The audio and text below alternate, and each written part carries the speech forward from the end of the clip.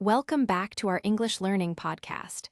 Today's episode is designed for CEFR level, B1 learners. We are absolutely thrilled to have you listening with us today. If you are joining us for the first time, or if you are a regular listener, we have a fantastic conversation ready for you. We really do. Today we are tackling a subject that almost every single English learner struggles with at some point. It is something that can completely block your ability to speak smoothly. That is right. We are going to talk about how to stop translating in your head before you speak. It is such an important topic.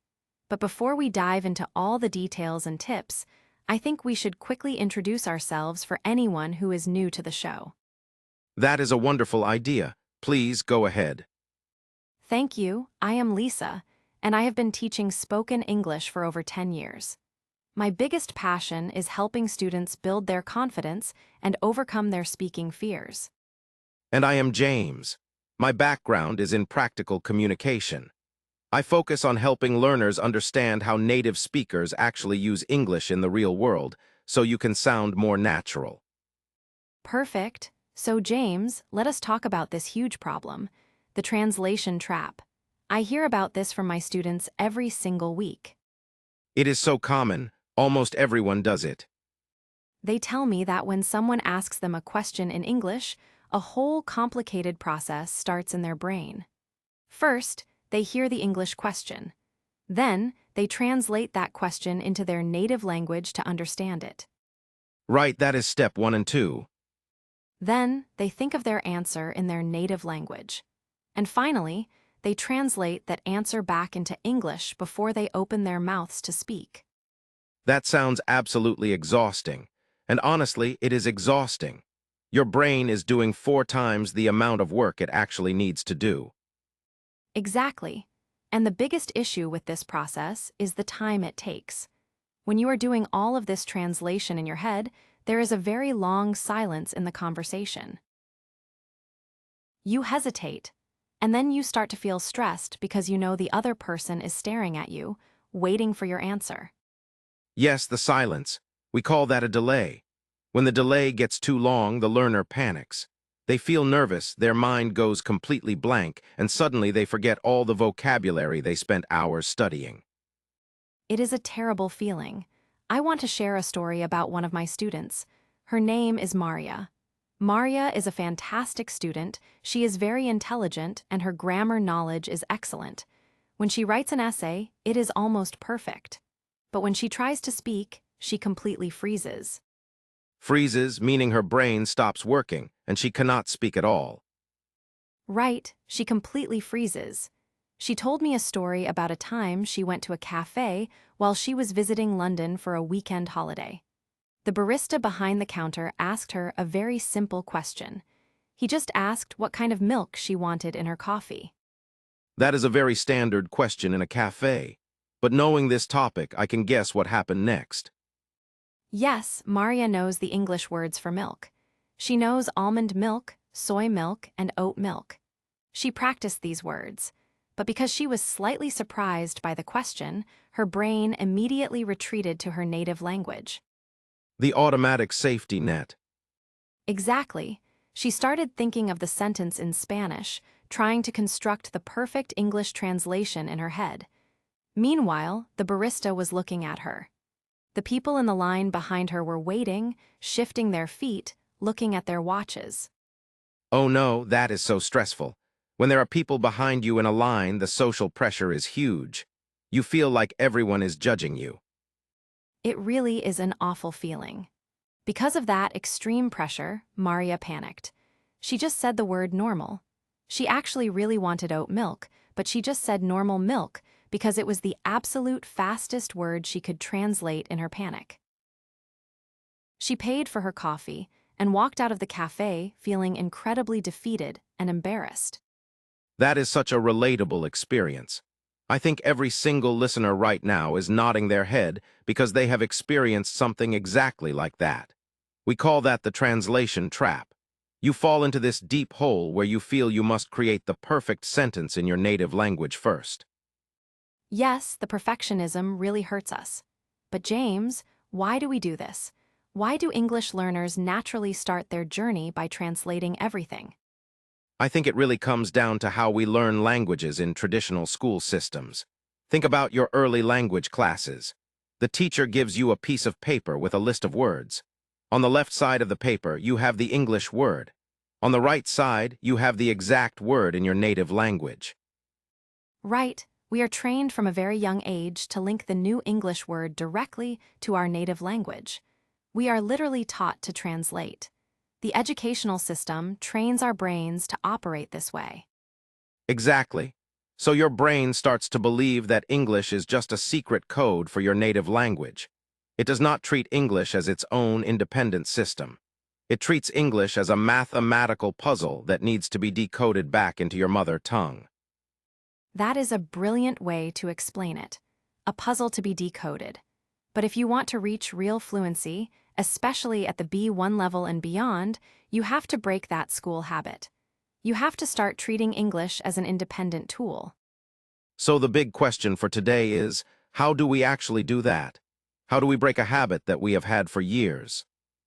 Well, we have put together some very practical tips for our listeners today. These are things you can start doing immediately. Let us start with your physical environment. The physical environment. Yes, one of the absolute best ways to stop translating is to start living in English. And I mean this literally. You need to name your world in English. Naming your world. I always suggest this to my students. Can you explain to our listeners exactly how they can do this? Sure, right now, look around the room you are sitting in. When you look at a physical object, what is the very first word that pops into your head? If you see a table, does your brain say the word in your native language, or does it say table? For the vast majority of learners, the native word comes first automatically. Exactly, so you need to retrain your brain to make a new automatic connection. A very simple and highly effective tip is to walk around your house and put physical sticky notes on your furniture. Write the English words on them with a big marker. Bed, mirror, fridge, window, door. It sounds like a tip for beginners, but it actually works wonders for intermediate learners too. Because every single time you walk into your kitchen and open the fridge, you physically see the English word fridge. You start to associate the cold, physical object directly with the English word. You completely bypass your native language. Yes, you bypass it. You skip the middle step. The native language is the middle step, and it slows you down. We want a direct, instant connection between the object in the real world and the English vocabulary word. And you can take this habit outside of your house too. When you are walking down the street to go to work or sitting on a bus looking out the window, play a game in your head. Try to name every single thing you see in English. Tree, car, dog, traffic light, pedestrian. What if they see something out the window and they do not know the English word for it? That happens a lot at the B1 level. That is a great question. If you do not know the word, do not panic. And whatever you do, do not immediately take out your phone to use a translator dictionary app. Just describe the object using words you already know. Describing it. That is a fantastic skill. For example, if you see a fire hydrant on the sidewalk and you do not know the vocabulary words fire hydrant, what should you do? You can just say in your head the red metal thing for water, or the thing firefighters use. Yes, the red thing for water. That is perfect. Because think about what is happening in your brain right there. You are actively thinking in English. You are solving a communication problem using English, not your native language. This actually brings us to a huge point about how we study vocabulary. Many learners get stuck translating because they are trying to remember individual, single words. Which leads to our second major tip for today. You absolutely need to stop learning single words and start learning in chunks. Learning in chunks. This is universally recognized by linguists as the key to fluency. A chunk is a group of words that naturally go together in a language. Yes, we also call them collocations or phrases. Instead of writing down and memorizing the word decision by itself, you should learn the entire chunk, make a decision. Exactly. Why is this so vital for stopping the translation process? Because in many different languages, the verbs simply do not match English. For example, in some languages, you do not make a decision. You do a decision or you take a decision. Right. So if you think in your native language first, you will literally translate the verb your language uses, and it will sound completely unnatural or wrong in English. But if you learn the whole chunk together, make a decision, your brain remembers it as one single, unbreakable unit. It is like a prepackaged sentence. You do not have to build the phrase from scratch like a construction worker. You just take the prepackaged phrase off the shelf in your brain and hand it to the listener. Prepackaged sentences save an incredible amount of time. When you use chunks, you literally do not have the time to translate because the phrase just rolls off your tongue automatically. Let us give another example to make it clear. Okay, how about the word depend? Instead of just learning the verb depend, you must learn the chunk it depends on. Yes, that is a perfect example, because so many of my students say, it depends of. They say that because they are directly translating the preposition from their native language. Learning chunks destroys the translation habit because you stop caring about word-for-word translation. It completely destroys the habit. And as a bonus, it makes you sound so much more fluent and natural. Native speakers do not build sentences word by word. We speak in chunks. We think in chunks. We really do. So, we have naming your world, and we have learning vocabulary in chunks. What is another powerful way learners can train themselves to think directly in English? I think the next logical step, and probably the most powerful one, is the inner monologue. Oh, the inner monologue. This is a big one. For our listeners who might not know that term, your inner monologue is the silent voice inside your head. It is the voice you use when you are thinking to yourself, making plans, or worrying about things.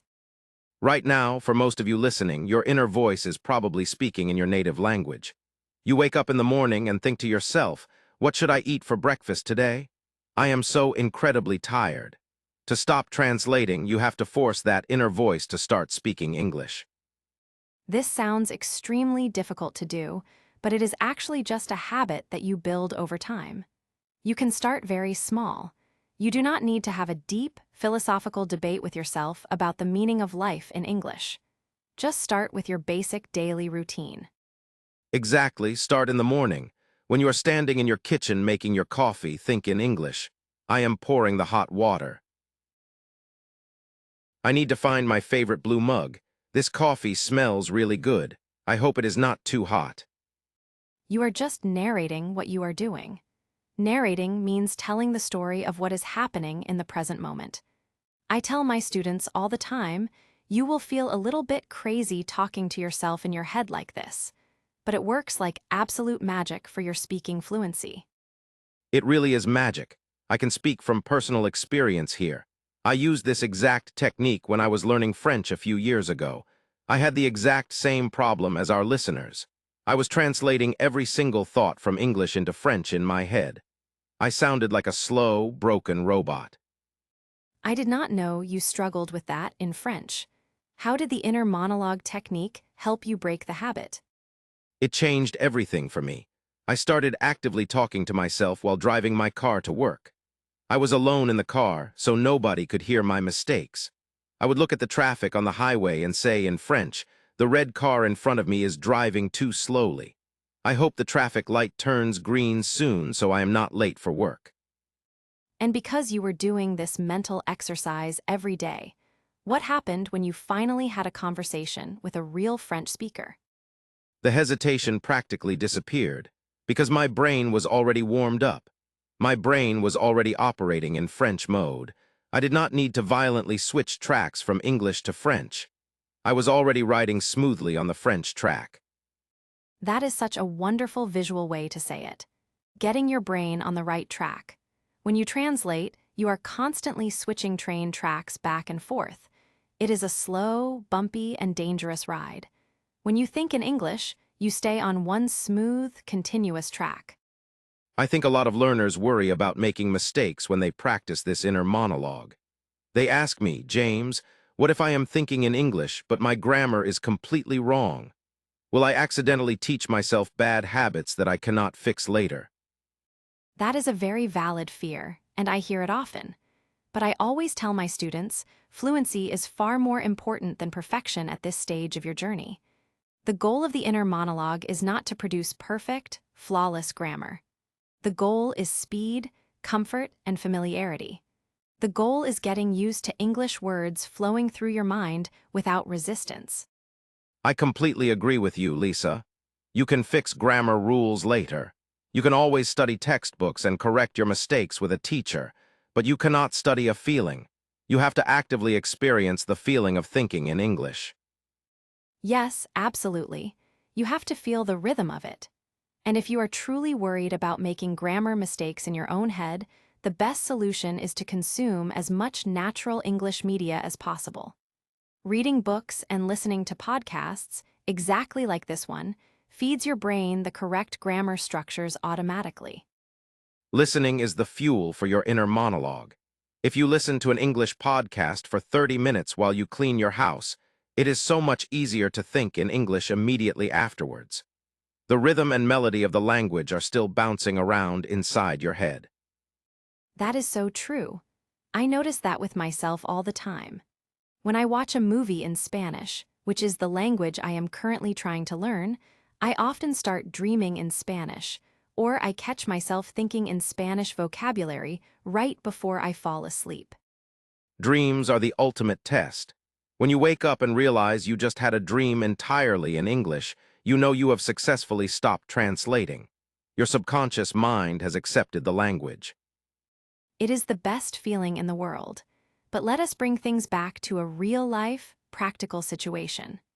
Let us talk about what happens when you are in the middle of a real conversation with a native speaker and you suddenly get stuck. Oh, the dreaded panic moment, when your brain just completely stops working and the silence stretches out. Yes, because let us be honest. Even if you practice naming things in your house, even if you learn vocabulary in chunks, and even if you use your inner monologue daily, there will still be moments where you forget a specific word. What should our B1 learners do in that exact moment of panic?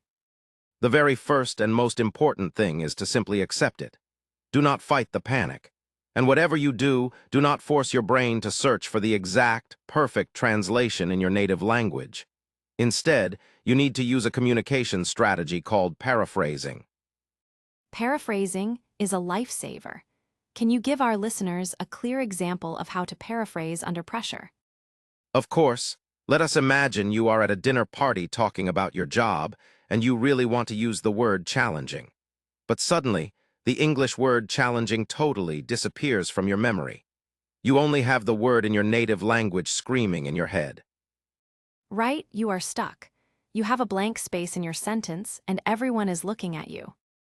Instead of pausing for 10 agonizing seconds to frantically search your memory for the word challenging, just explain the idea behind the word. You can easily say, "My job is not easy," or "My job makes me work very hard every day." That is brilliant and so simple. You did not use the exact vocabulary word you wanted, but you successfully communicated your exact message. And most importantly, the conversation kept moving forward smoothly without a painful silence. Exactly. Effective communication is the primary goal. Perfection is not the goal. I think learners forget that native speakers do this exact same thing all the time. Sometimes I forget a simple word in English, my own native language. I do not freeze.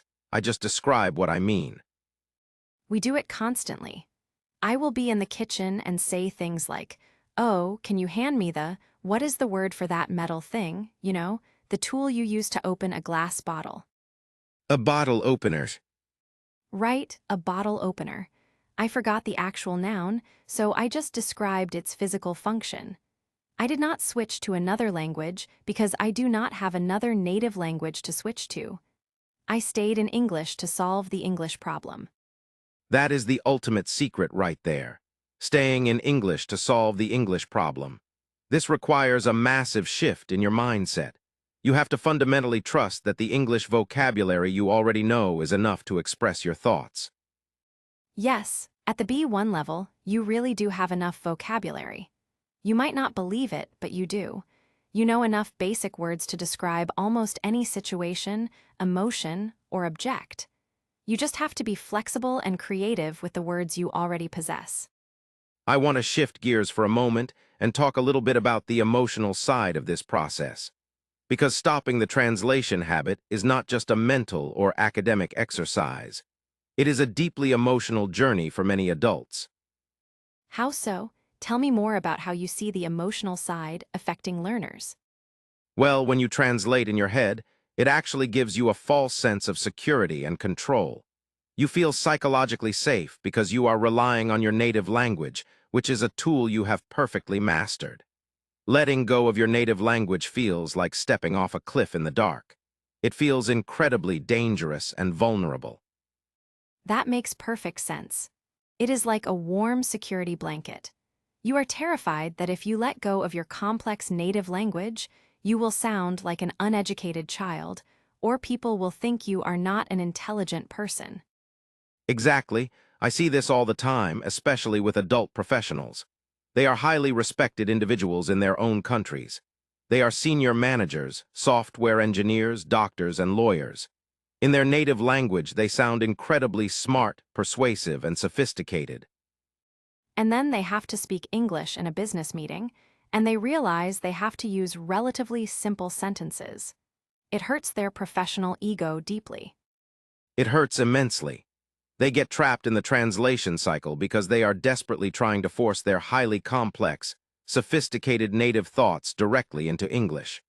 They are trying to build a huge, luxurious mansion when they only have the vocabulary bricks to build a small, comfortable cottage. I absolutely love that analogy. Trying to build a mansion with just a few bricks. It is impossible, and it only leads to frustration. So, what is the practical solution for those professionals? How do they overcome that ego wound and that intense frustration? They have to consciously accept simplicity. For a temporary period of time in their language journey, they have to accept that their spoken English thoughts will be much simpler than their native thoughts. You have to make peace with speaking in short, clear, direct sentences. And the truth is, short, clear sentences are actually much better for global communication anyway. Even native speakers often prefer simple and clear communication over complicated academic sentences that are hard to follow. It is so true. In the global business world, clarity is king. Once you accept simplicity, the intense internal pressure completely disappears. You stop trying to translate complicated, poetic paragraphs from your native language. You just look at the situation, find the core message, and say the absolute simplest English sentence that works.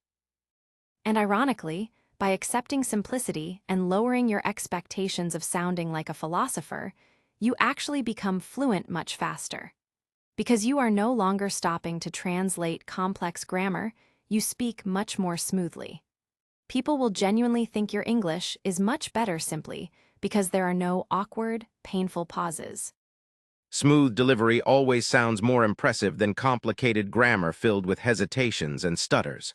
Always. Fluency is about flow, not complexity.